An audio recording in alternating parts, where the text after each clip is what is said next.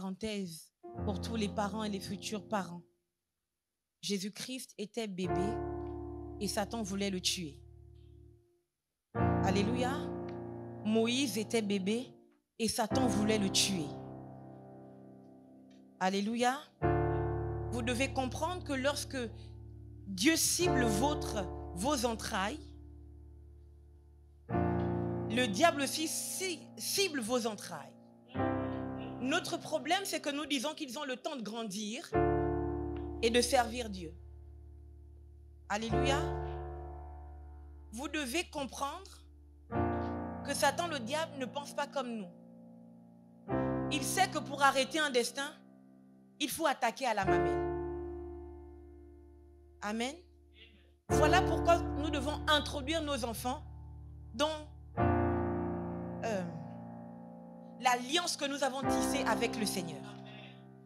Et nous ne devons pas leur laisser le choix que de décider s'ils veulent servir Dieu ou pas. Alléluia. Josué a dit, moi et ma maison, nous servirons l'Éternel. Je le dis mieux. Alléluia. La Bible dit, crois au Seigneur Jésus, tu seras sauvé, toi et toute ta famille. Ça veut dire que lorsque tu fais le choix de croire en Jésus-Christ, lorsque tu fais le choix de croire en Jésus, tu impliques ou tu imposes cela à toute ta lignée. Hier, alors que nous rentrions d'ici, nous partions d'ici, une de mes filles m'a demandé pourquoi est-ce que laisser les gens, laisser le Saint-Esprit a commencé à travailler. Nous sommes ici pour ça. Alléluia. Laissez les gens être libres de manifester l'onction, de manifester la présence de Dieu. D'ailleurs, je prie dans le nom puissant de Jésus-Christ de Nazareth, afin que le ciel s'ouvre ce soir et que chaque personne rencontre le Saint-Esprit d'une manière différente. Au nom de Jésus-Christ de Nazareth, je prie afin que les écluses des cieux s'ouvrent et que la puissance, l'onction du Saint-Esprit se manifeste comme jamais auparavant. Au nom de Jésus, je viens contre la timidité, ce qui empêche les gens d'être libres dans la présence de Dieu. Je te maudis, timidité, tu perds ton pouvoir au nom de Jésus.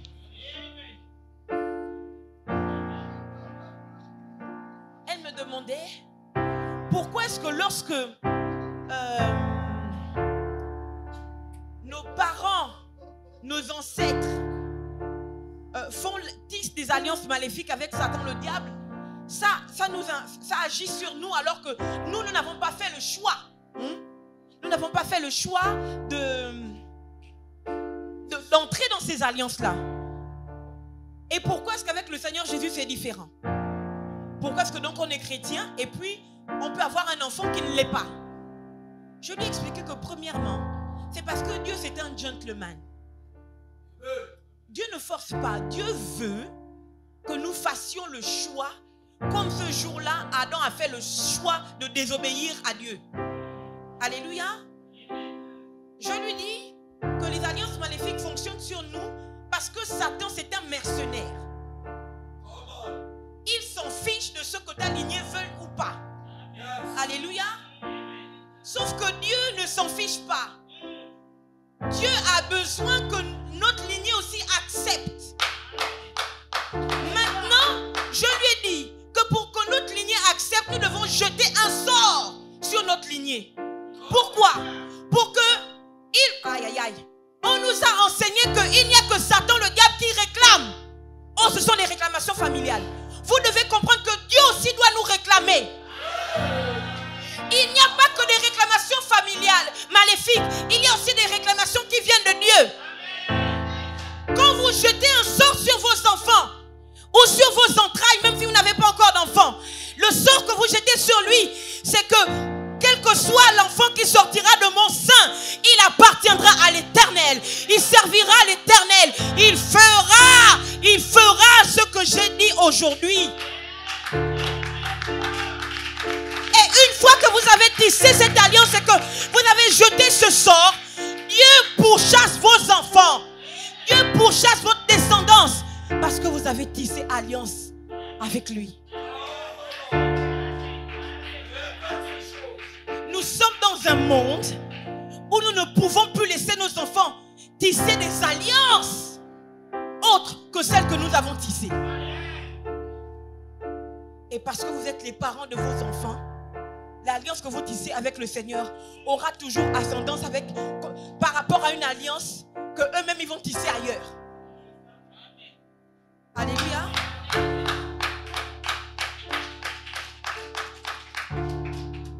Je prie ce soir que quelqu'un réussisse à tisser une alliance avec Dieu et que cette alliance impacte la vie de ses enfants. Que cette alliance fasse que Dieu pourchasse sa lignée, que Dieu pourchasse ses enfants et que Dieu ne leur laisse pas de répit jusqu'à ce qu'eux-mêmes ils disent oui, nous te servirons car c'est toi l'Éternel. Alléluia.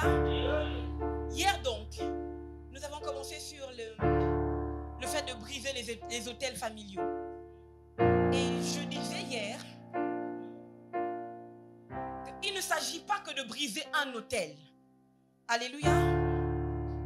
Il ne s'agit pas que de briser un autel. Celui qui brise un autel sans en bâtir un autre n'a rien fait. Parce qu'en réalité, ce n'est pas de faire disparaître l'autel maléfique qui nous réclame. La vérité c'est quoi? C'est que même quand vous avez brisé un autel, alléluia.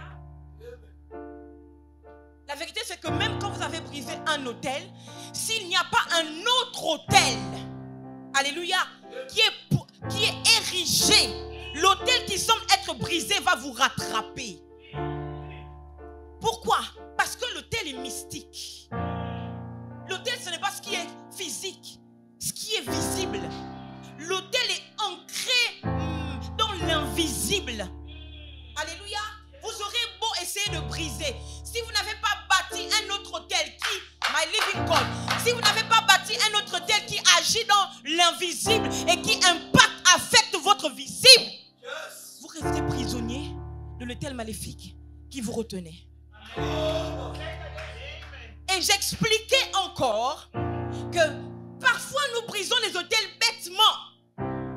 Vous devez comprendre que s'il y a un autel maléfique qui vous réclame, c'est que vous êtes le sacrifice. S'il y a un autel maléfique qui vous réclame, c'est que vous êtes le sacrifice. Vous comprenez? Ça veut donc dire qu'avant de briser l'autel, j'ai expliqué qu'il faut entendre l'instruction. Que faut-il faire? Quelle est la parole qui a été libérée pour que cet autel maléfique soit érigé contre vous? Alléluia. Ensuite, vous devez entendre l'instruction pour bâtir un autre autel. Alléluia. Puis, vous devez d'abord vous détacher de l'autel. Parce que si vous brisez l'autel avec vous attaché aux cornes de l'autel, vous mourrez. Je ne sais pas si je parle à quelqu'un. Alléluia. Et j'ai emmené les gens hier par l'instruction du Saint-Esprit à apporter un sacrifice. Si un autel maléfique agit sur vous aujourd'hui, j'ai expliqué que donc c'est vous le sacrifice. Et on n'enlève pas... écoutez. Si vous n'êtes plus le sacrifice, vous devez fournir un autre sacrifice. Mais vous ne le fournissez pas sur l'autel maléfique. Vous le fournissez sur l'autel de Dieu que vous avez érigé. Alléluia. Parce qu'il faut qu'il y ait un échange. Est-ce que vous comprenez? Pour que notre place soit prise en enfer, il fallait qu'à notre place, Dieu donne Jésus-Christ. Amen. Et donc, j'ai pris des enveloppes. Moi, je veux encore mes enveloppes, s'il vous plaît. Est-ce que je peux avoir les enveloppes, s'il vous plaît? J'ai donc pris des enveloppes sous instruction du Saint-Esprit. J'expliquais que je n'ai pas l'habitude de faire ce genre de choses parce que je ne connais pas. Je le fais seulement si le Seigneur me demande de le faire. Alléluia. Et plusieurs personnes ont pris des enveloppes aussi, dont moi-même. Et mon enveloppe est bien prête. Alléluia. Et le Seigneur m'avait donné un chiffre, 5. J'aimerais tordre le cou à cet évangile maléfique qui nous fait croire que tout est gratuit. Il n'y a rien de gratuit. Absolument rien. Si tout était gratuit, Dieu n'aurait pas tué son propre fils. Il aurait fait ça. Et l'humanité aurait été rachetée. il a fallu que Jésus se dépouille de sa royauté et de sa royauté, qu'il arrive sur la terre, marchant comme un homme. Alléluia. Il a payé le prix fort. Et nous voulons que les chrétiens sachent qu'il n'y a rien de gratuit. Alléluia. Et je t'explique mieux. Ton argent, c'est ta sueur. Ta sueur, c'est ton sang. Et il n'y a rien de plus fort que le sang. Est-ce que je te parle? C'est pour ça que quand le diable vient vous faire des sacrifices, les gens qui veulent... Hier, le pasteur Rachel nous expliquait qu'une dame était stérile. Elle voulait enfanter. Elle allait voir un tradit praticien, un féticheur, un marabout, un ganga.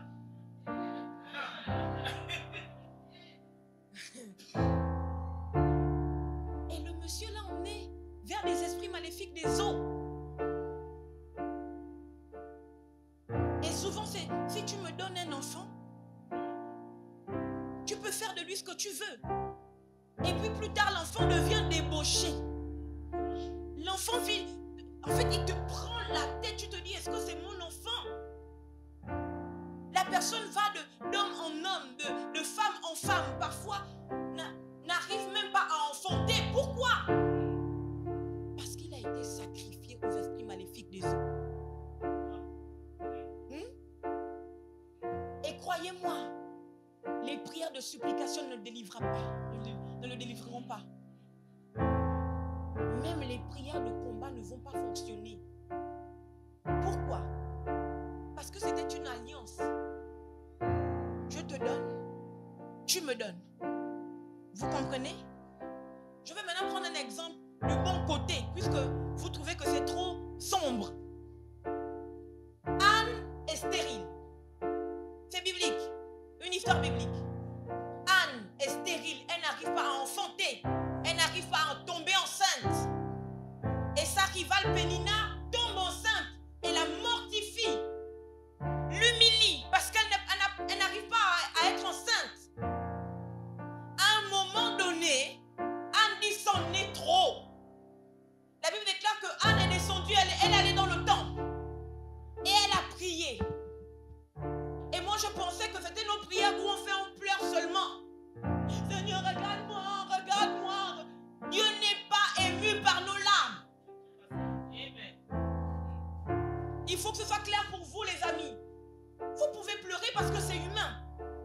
Mais Dieu ne comprend pas toujours le langage de l'humanité.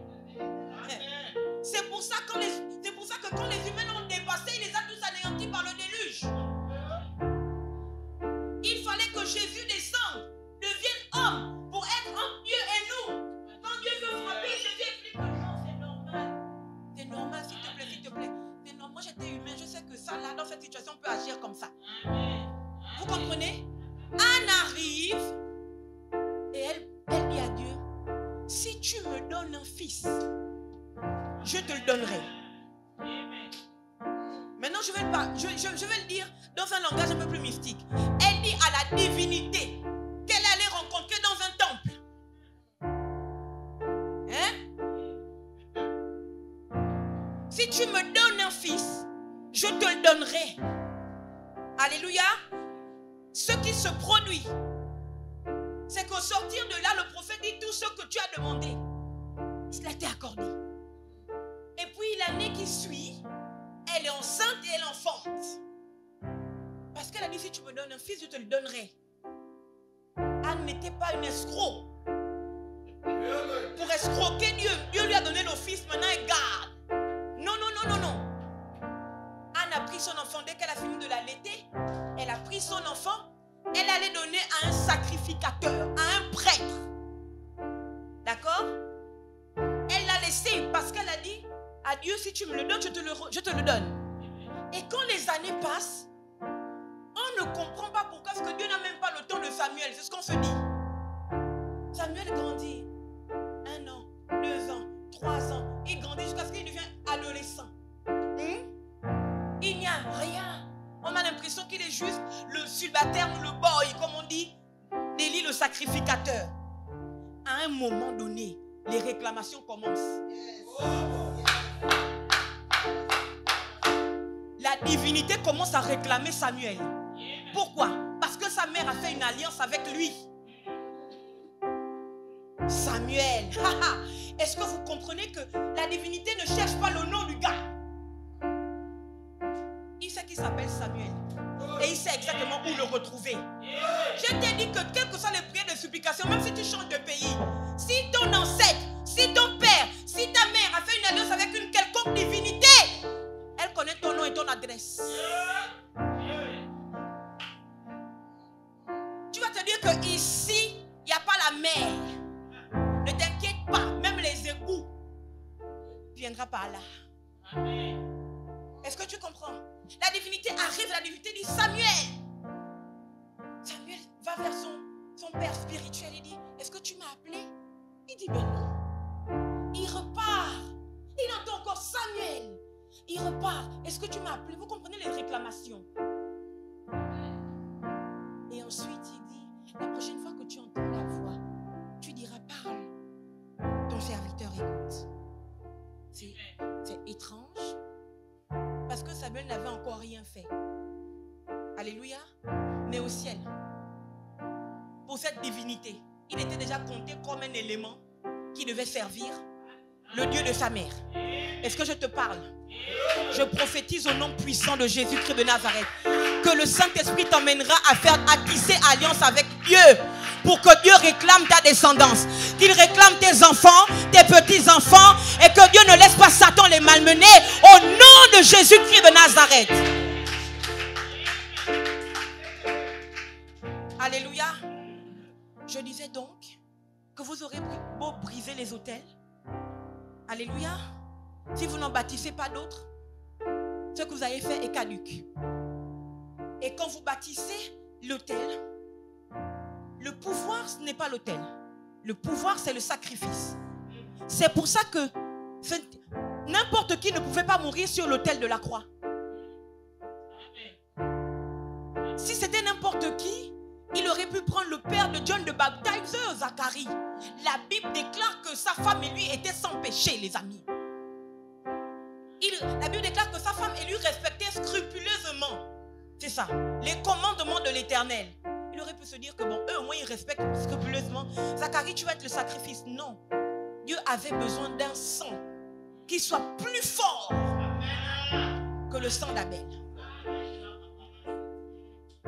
Donc c'est le sacrifice. Plusieurs personnes ici que je connais personnellement, quand elles sont venues prendre les enveloppes de 500, je sais que ça là, c'est le sacrifice absolument. Parce que je connais leur situation financière. Ils sont fort riches. Vous comprenez mon langage? Alléluia. Amen. Le pouvoir donc, ce n'est pas forcément le tel. Le pouvoir, c'est le sacrifice. Alléluia.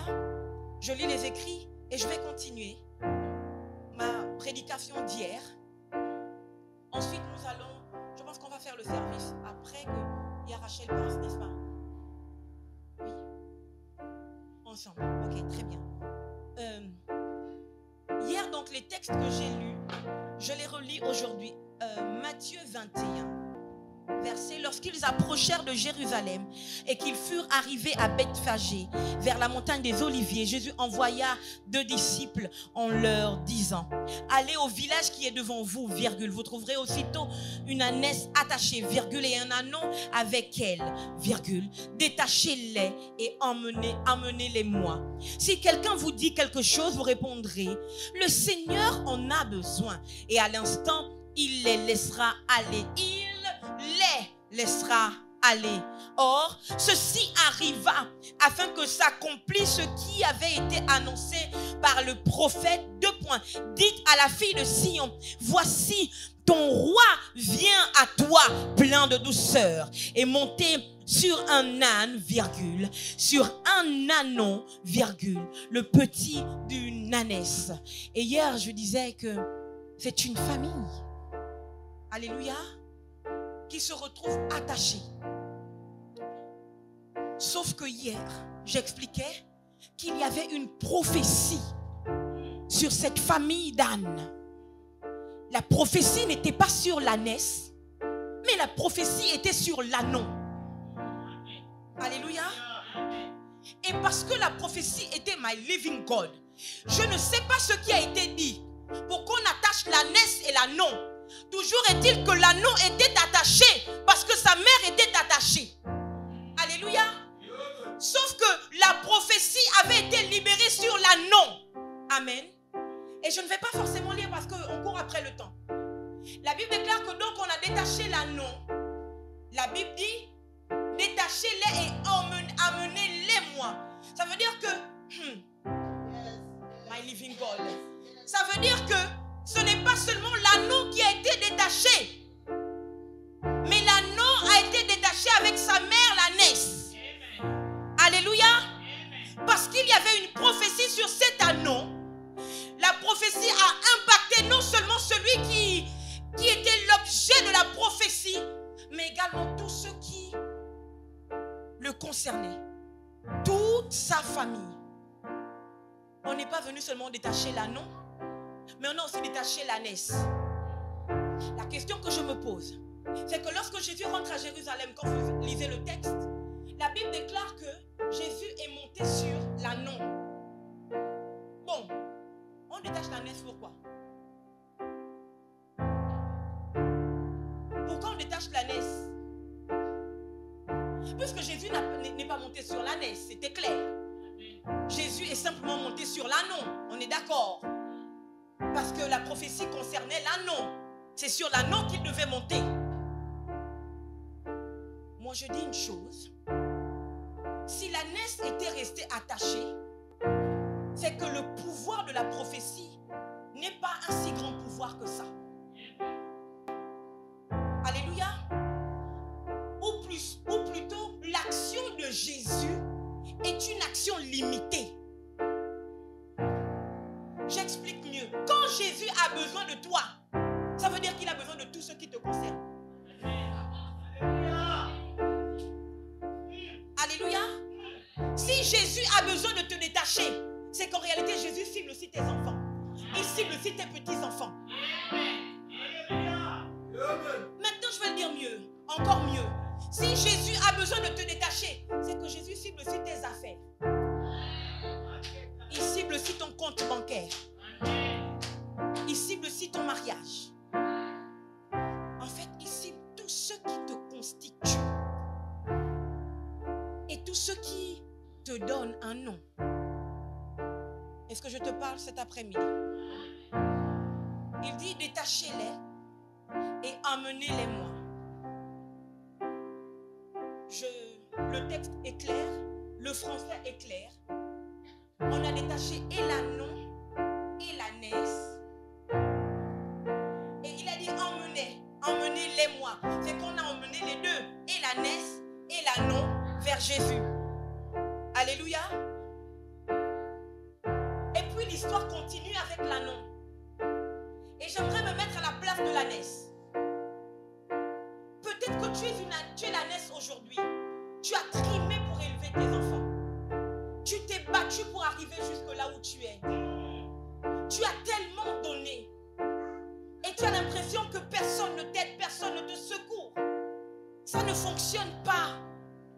Et tu as l'impression que c'est difficile. Il faut que tu comprennes qu'il y a une prophétie sur tes entrailles.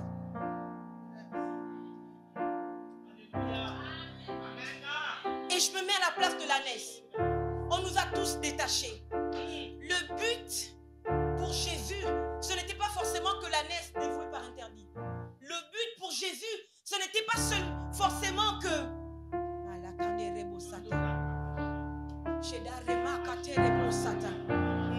Les brakanda rabasheke de rebosa. Les brakanda rababashata la maman feke de rebosa. Le but de Jésus, ce n'était pas forcément que l'ânesse le porte. Le but de Jésus, c'était de délivrer l'ânesse de l'emprise, des propriétaires qu'il a maintenues là sans rien faire. Je te dis mieux, my living God. Jésus voulait que l'ânesse soit capable de se mouvoir comme elle veut. Mais elle ne pouvait pas se mouvoir comme elle veut avant d'être emmenée à lui. My living God, j'explique mieux. Si tu as l'opportunité, l'occasion de t'approcher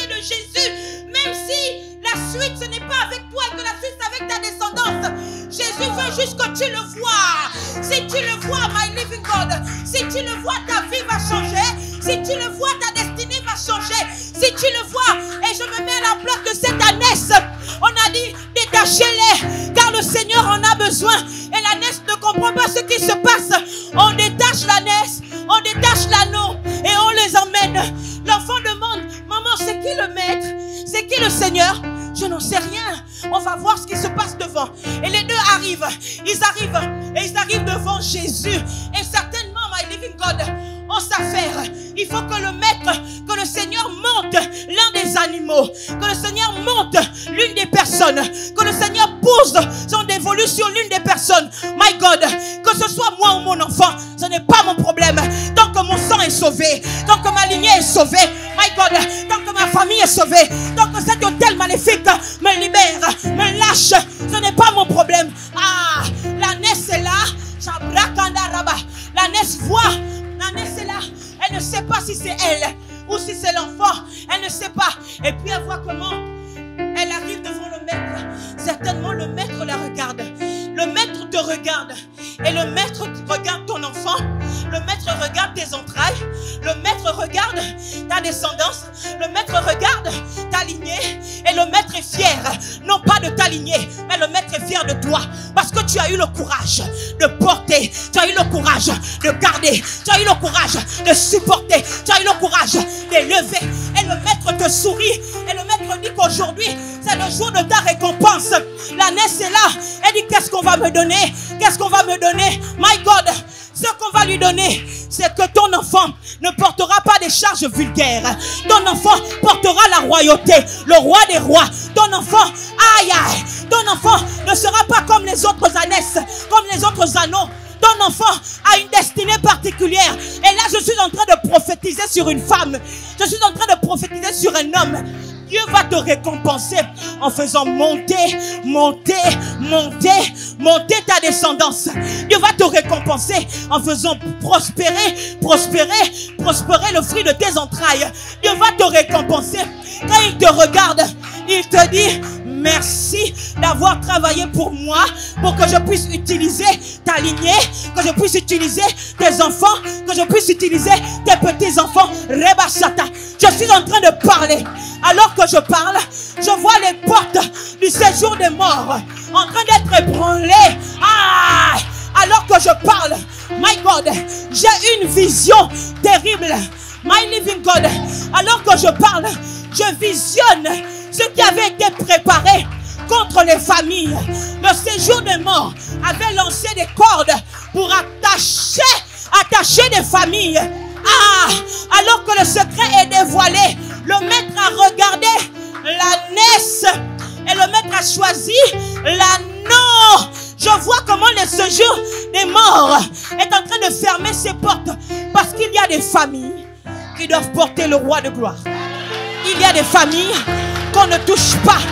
Il y a des familles qu'on ne peut pas toucher. Il y a des familles qu'on ne peut pas embrigader. Il y a des familles qu'on ne peut pas étouffer. Il y a des familles qu'on ne peut pas éteindre. Parce que le maître les a choisis. Est-ce que tu peux monter en prière un moment? Parle en langue un moment, nous allons continuer. Je disais de parler en langue. Va contre le séjour des morts et déchire, coupe les cordes maléfiques qui voulaient retenir ta vie, retenir ta destinée, retenir tes enfants.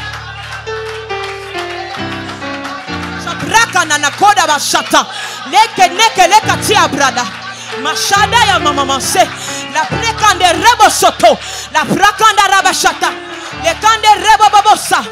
Ah, wayan, shabrekande remashata, le kande rebo babosa, mashata la brakande reboso, shabrakande rebo babosoto. Je voudrais qu'on pose un acte prophétique.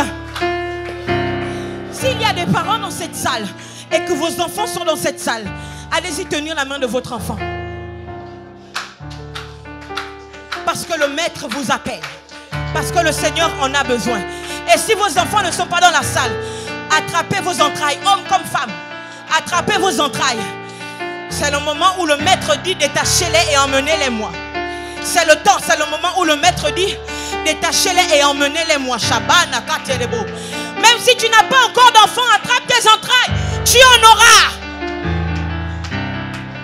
Et tu ne peux pas rester assis, my living God.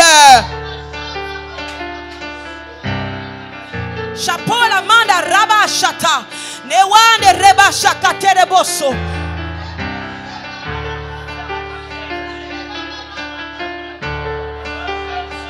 Chapapa la manda rekete. Le bande raba shata. Ania katana nananiana. Nanananananese. Le prende rebasata. Palande le palande. Shema shema. Shema shema. Shema la kande rebosoto.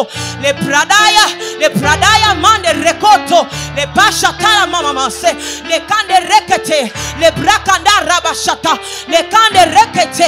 Shema shema. Le kande rebobobo. Continue, vas-y, vas-y. Prie maintenant, prie, prie. Et arrache ton enfant. Vas-y, vas-y. Dis, je prends mon enfant. Je prends mes entrailles. Et nous allons vers le maître. Car il en a besoin. Oh, c'est le moment. C'est le temps. C'est le temps de faire des choses. C'est le temps de commencer à poser des actes. C'est le moment. Vas-y, vas-y, vas-y. Le maître a besoin de t'aligner. Le maître a besoin de t'aider la danse. Le maître en a besoin. Vas-y, vas-y maintenant. C'est le moment. Vas-y, prie. Prie encore plus fort. La prophétie est sur toi. Mama, mama, mama, mama. Mama, mama, mama, mama. Hey, Shadayama. C'est le moment. Mama, mama, mama, mama. Yeah. Mama, mama, mama, mama. Yeah, yeah, yeah, yeah. Shenaye.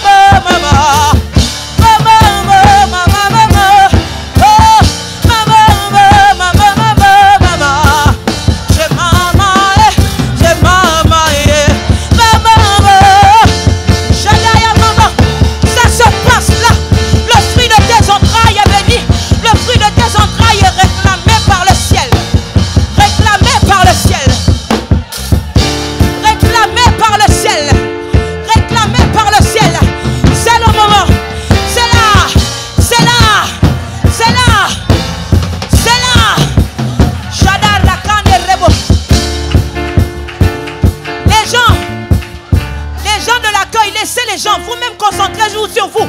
Concentrez-vous, c'est le moment. C'est le temps. Shaprada kanda rabashata. Shadara kande rekete. Le kande rekete.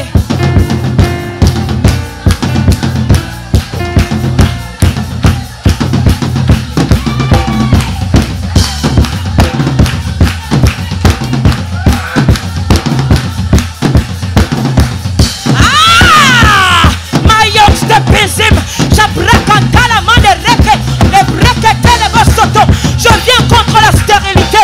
Je viens contre la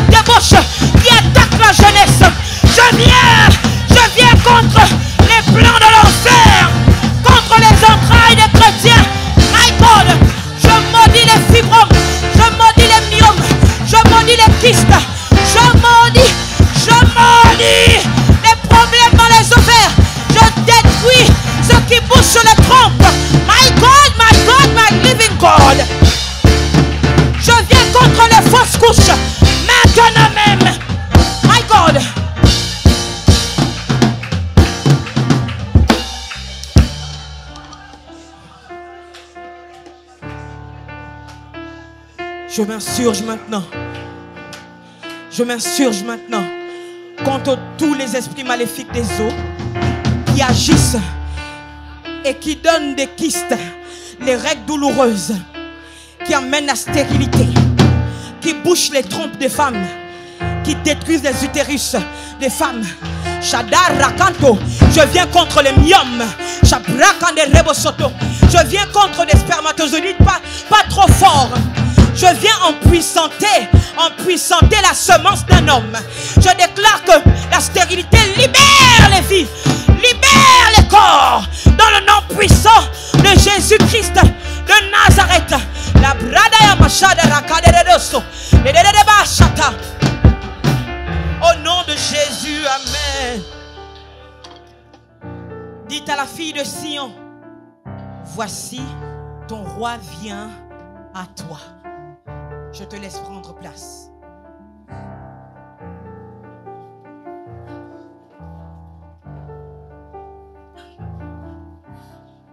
J'ai vu, il est venu délivrer non seulement les hommes, mais aussi toute la création.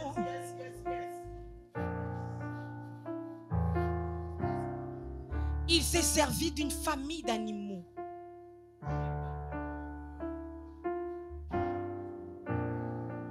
afin d'entrer pour la délivrance des hommes. Il était l'agneau de Dieu.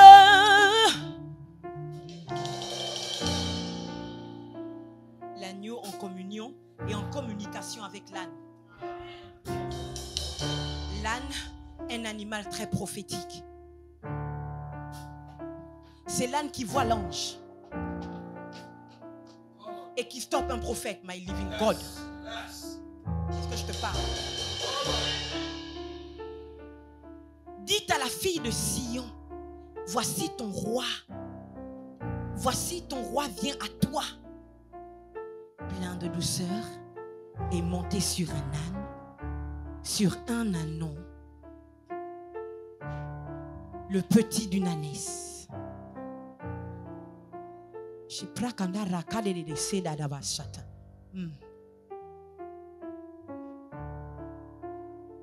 Dites à la fille de Sion, voici ton roi vient à toi.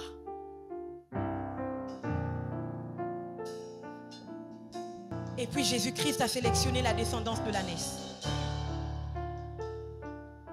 Et Jésus monte sur l'ânon pour aller vers la fille de Sion.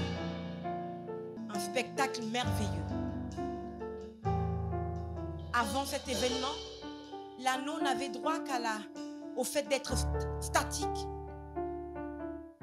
L'ânon n'avait droit qu'au soleil. L'ânon n'avait droit qu'à l'ignorance des personnes qui passaient devant lui. Mais ce jour-là, toute l'attention était sur l'ânon. Des hommes enlevèrent leurs vêtements, posèrent sur l'ânon.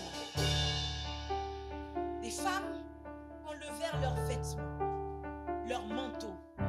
Des hommes et des femmes enlevèrent leurs manteaux, posèrent sur le sol. Ce jour, c'était merveilleux. Pourquoi?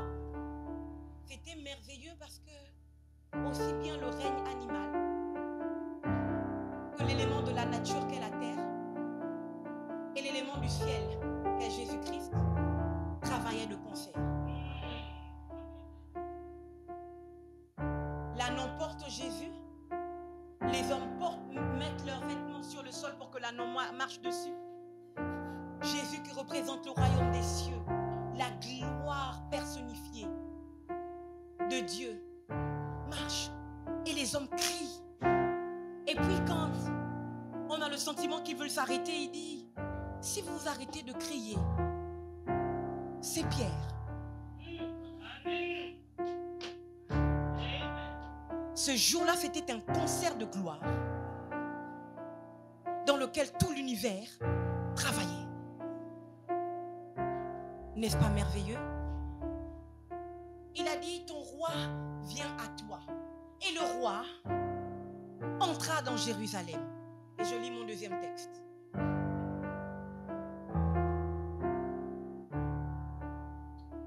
Jean 19.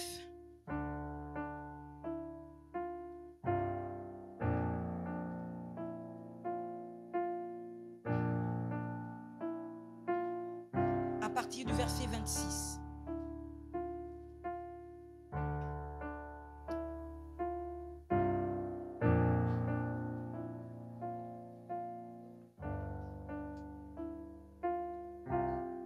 Je vais lire à partir du verset 23. Les soldats, après avoir crucifié Jésus, prirent ses vêtements et ils en firent 4 parts, une part pour chaque soldat. Ils prirent aussi sa tunique, qui était sans couture, d'un seul tissu depuis le haut jusqu'en bas. Et ils dirent entre eux, ne la déchirons pas, mais tirons au sort à qui elle sera. Cela arriva afin que s'accomplisse cette parole de l'Écriture. Alléluia. Ils se sont partagés mes vêtements et ils ont tiré au sort ma tunique. Voilà ce que firent les soldats. Près de la croix de Jésus se tenait sa mère et la sœur de sa mère, Marie, femme de Clopas, et Marie de Magdala.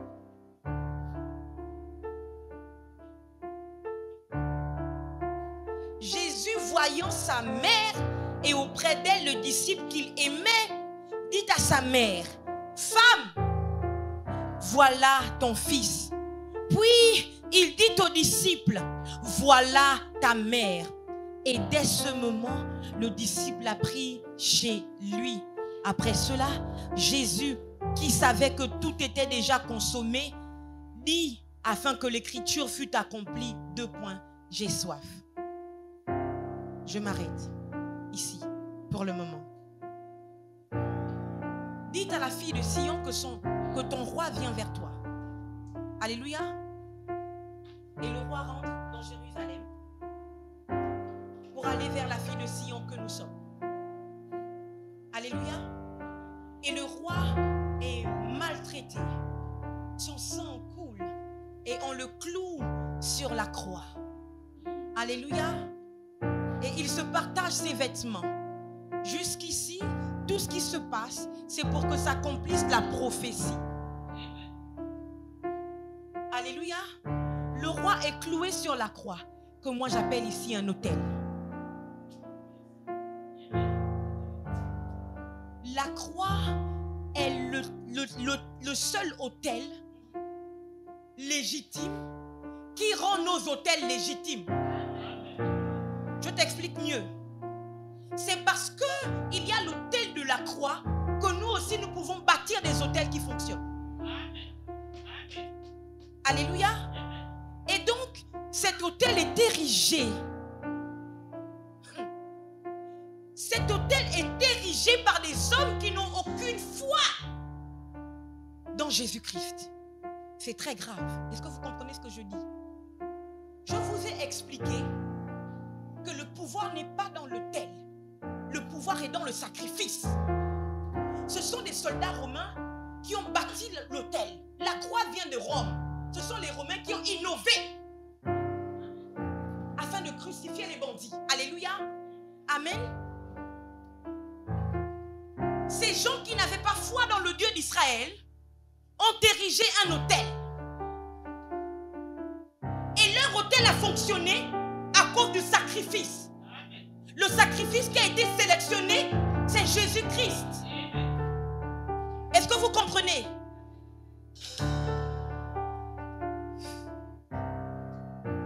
Comment je peux vous l'expliquer? Ça veut dire que même si c'est un sorcier qui bâtit un autel et que son sacrifice c'est vous, ça va marcher. Vous devez le comprendre.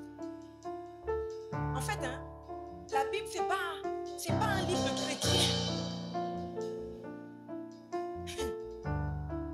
La Bible, c'est pour ceux qui veulent connaître ce qui se passe dans l'invisible. Vous devez comprendre que vous pouvez être chrétien comme quoi. Et que le sorcier peut être un sorcier comme quoi. S'il réussit à vous avoir et à vous mettre sur son autel, ça marche. Parce que vous n'êtes pas n'importe qui. C'est pour ça que vous ne devez pas blaguer avec les sorciers. Alléluia. C'est pour ça que vous devez être redoutable. Vous ne devez pas blaguer avec le diable.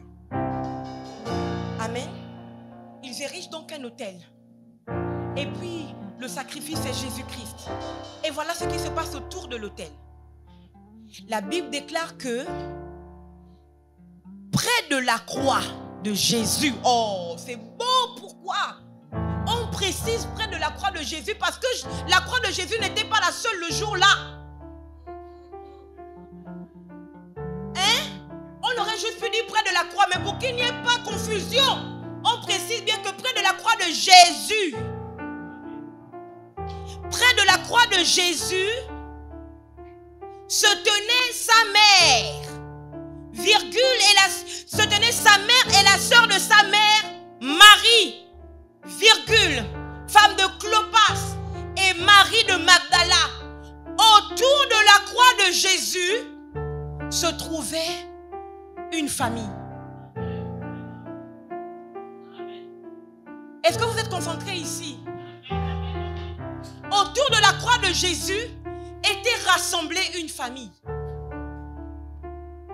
C'est ce que l'autel de Jésus-Christ, l'autel de la croix est venu racheter les familles. Je veux mieux expliquer. Aïe, aïe, aïe. On a dit près de la croix de Jésus. J'ai comme le sentiment que la croix de Jésus, l'autel de la croix a été érigé pour attirer les familles qui étaient retenues par des autels maléfiques. L'autel de la croix a été érigé pour libérer les familles qui étaient retenues par des autels maléfiques.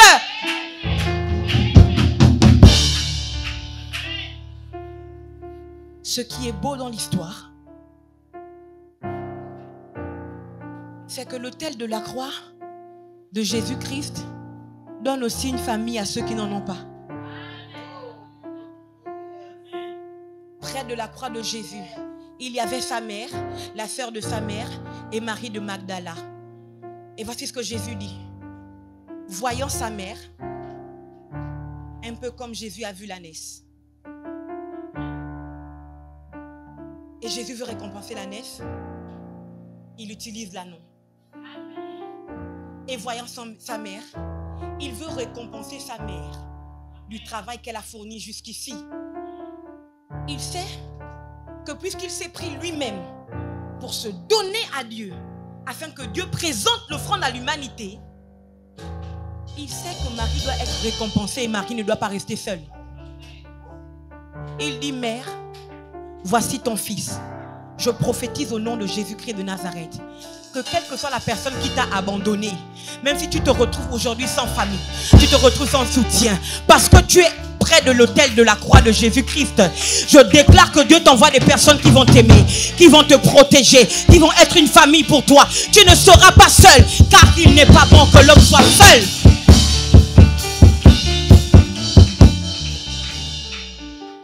Il dit, mère, voici ton fils. Ensuite, il dit, fils, voici ta mère. L'autel de la croix, aïe. Quand les autels maléfiques soustraient, parce que les autels maléfiques n'additionnent jamais. Les autels maléfiques ne multiplient jamais. Quand l'autel maléfique soustrait, l'autel de la croix multiplie. Je le dis mieux. Quand l'autel maléfique soustrait, l'autel de la croix ajoute. Quand l'autel maléfique divise, l'autel de la croix multiplie. Je prophétise d'addition dans ta vie. Dieu rajoute à toi des personnes qui vont t'aimer. Dieu te rajoute l'onction nécessaire. Dieu te rajoute les grâces nécessaires. Dans le nom de Jésus-Christ de Nazareth. Ah, je libère sur toi l'onction de la multiplication. Je dis que tu te multiplies en grâce, en faveur. Tu te multiplies en onction. Tu te multiplies en gloire.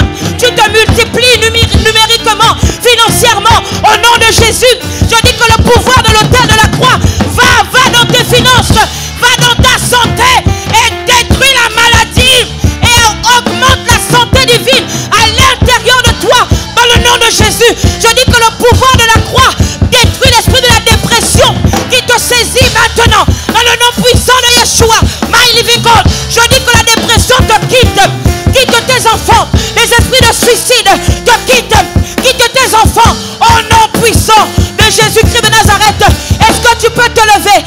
Commencez à prier. Rakande Rebo Soto. Mama Machata. Vas-y, bas des mains, bas des mains, bas des mains. Tu es à l'autel de la croix. Dis ce que tu veux. Marie a eu un fils en remplacement de Jésus. Et Jean a eu une mère. My God. Commence à prier. Commence à prier. Commence à prier. C'est le moment. C'est le moment. C'est le moment. C'est le temps. C'est le moment. C'est le temps. C'est le moment. Vas-y, prie, prie, prie, prie. Vas-y, vas-y, vas-y, vas-y. Prie. Prie un moment. Prie un moment. Prie encore. Prie encore. Prie, c'est l'autel de la croix. Active l'autel. Active. Active. Active. Laisse-toi te faire multiplier par l'autel de la croix. Vas-y. Autour de la croix de Jésus se trouvait une famille. Prends ta famille et emmène-la autour de la croix. Emmène-la autour de la croix. Emmène-la au pied de l'autel. Vas-y maintenant. C'est le moment. C'est le temps. Élève ta voix plus fort que ça. Prie, c'est le moment. C'est le temps. Soto.